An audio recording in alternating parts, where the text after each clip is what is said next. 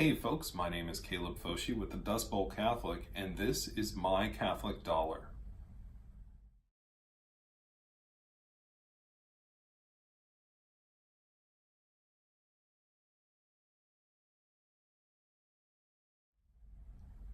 Now I know what you're thinking. With a title like that, Is Debt a Sin? He's going to sit around and pontificate and tell everybody how they're sinning because they're in debt and he's not, but no, that is not anywhere near where I'm going with this. And in fact, if debt is a sin, then I am certainly in trouble. So what I do think is we're all trying to be the best Catholics we can be. And I think debt is a major impediment to achieving that goal. So with that being said, let's look at this Bible verse. Once again, we saw it last week. Here we go. Owe no one anything except to love one another. So again, pretty explicit. Owe no one anything. That definitely gives us a direction in which the Lord wants us to go and the church wants us to go. With that in mind, now stay with me here. This is where things get a little juicy and a little dicey. But let's look at these next couple of things.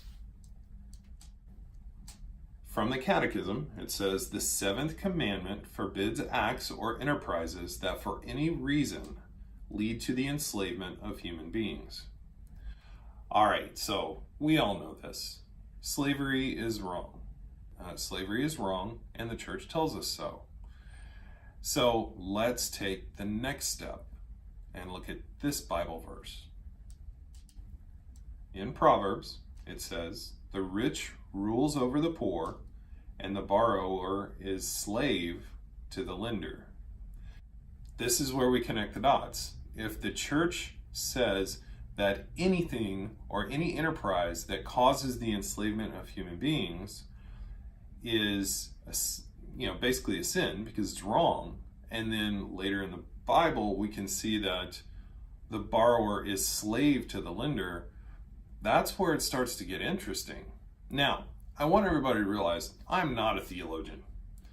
I am a layperson who likes to read and puts out videos. That's what I do. But to me, it speaks to me. I don't know if this will speak to you the same as it does to me, but it speaks to me, and it makes me think that maybe debt is a sin.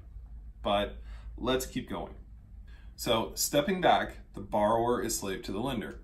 So anytime you borrow money, you're basically talking about a loan contract. And a loan is a contract when you sign all that paperwork, when you're signing up for a credit card or getting a car loan or, getting a house, your mortgage paperwork, that takes 20 minutes to sign all that stuff.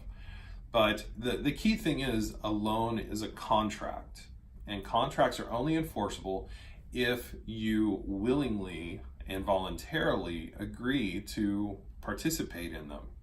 So as much as that's being said, and as bad as we may feel loans and borrowing may be, the church has a position on contracts as well. Let's take a look at that.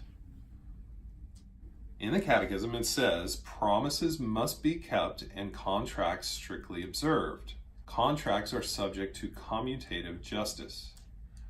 This obliges strictly the paying of debts and the fulfilling of obligations freely contracted. So, that being said, even if we feel that debt is a sin and that religiously we can object to it and things like that, the church says, wait a second here. If you promise to do something, you have to do it. So now that we've talked about where the church stands on slavery and debt and contracts, let's look at an old term that you'll find if you do reading from, say, the early part of the 20th century, and that is usury. Now, usury is still a sin. In fact, there's plenty of Bible verses and church teaching on usury. But really, the way usury is defined is the collecting of interest on a loan that you make to somebody else. So this problem became so big that Pope Benedict XIV wrote an encyclical about it in 1745, in which he said, "The sin called usury has its proper place and origin in a loan contract. Some will falsely and rashly persuade themselves that it is permissible to receive a moderate amount of interest. Should anyone think like this, he will oppose the judgment of the Catholic Church on usury." He goes on further to say, "The sin and vice of usury is most emphatically condemned."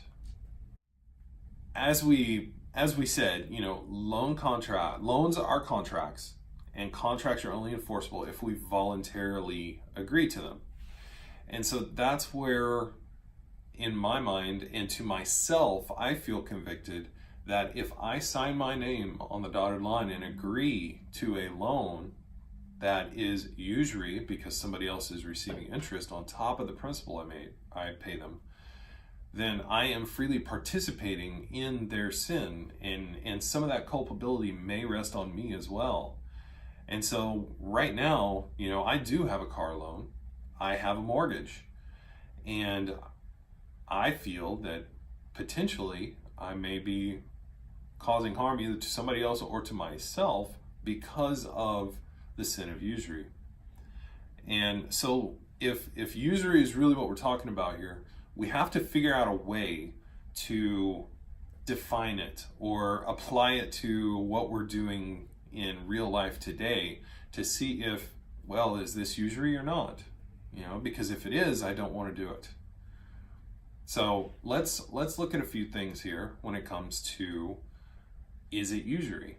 Now I'm going to use a few things that anybody who's looking at borrowing money is going to be able to look at. So you're going to look at, how much are you borrowing? How are you borrowing it? What's the interest rate that you're borrowing? What is the current inflation rate? What is the future value of whatever you're buying with this money? And when you put all of that together, in my mind, because I'm a math nerd, I can make a decision on, is this usury or not? So let's look at this chart I put together. So the first example I'm going to use is Christmas. If we put $1,000 of Christmas items on a credit card, their average interest rate is 17%. And say we want to pay this off in 12 months, that way next Christmas we can put another $1,000 on that credit card. It's a vicious cycle, but inflation is normally 3%. That's been the average for years and years now. So here's the issue. If somebody borrows $100 from me, it is not sinful to request that at the end of their borrowing term, they pay back to me what that $100 would buy in the future. So if inflation is normally 3%, if I give $100 to a guy and say, pay me back in a year, but I want $103 in a year, that is technically not usury, because that $100 buys less in a year than it does when you gave it to him. So you're only asking for the same amount back as you gave. So going back to our Christmas example, obviously the interest rate is way above inflation. And so credit cards in general are this way. The future value of those Christmas gifts is probably nothing. So yes, anytime you put anything on a credit card, I would pretty much say, yeah, it's usury. And so if you feel convicted that participating in somebody else's usury is somewhat culpable on yourself, then yes, I would stay away from it. Let's go to another example. Talk about a new car. Now, I realize you can buy a used car, and I would encourage you to buy a used car for much less. But, a lot of folks will go buy that new car, and the average new car loan is $30,000. The average interest rate is only about 5%. So if you compare 5% to 3% inflation, they're pretty close, and you can make the argument that, well, it's pretty close to inflation rate. I really don't think it's usury at that point. until you talk about the future value. Because remember, it's not usury if you give and get the same in return. So at the end of that 60-month loan for that car, the future value of that car is only going to be around $12,000 because cars lose around 60% of their worth over 5 years, the first 5 years of their life. So because you're not giving and getting the same amount in the end, once it's all said and done, I would tend to put this in the usury category. You may disagree with me. I realize transportation is important to get you back and forth to your job, make money, provide for your family, but there are alternatives to car loans. You can scrape together a little bit of money and go buy a clunker. Yes, you're gonna have maintenance issues and things like that, but there are alternatives. But let's look at our last example. We're gonna look at a home loan. Now, the average mortgage debt in America, which we covered last week, is $202,000. And the average interest rate on a mortgage is around 5%. Most mortgages are of the 30-year type.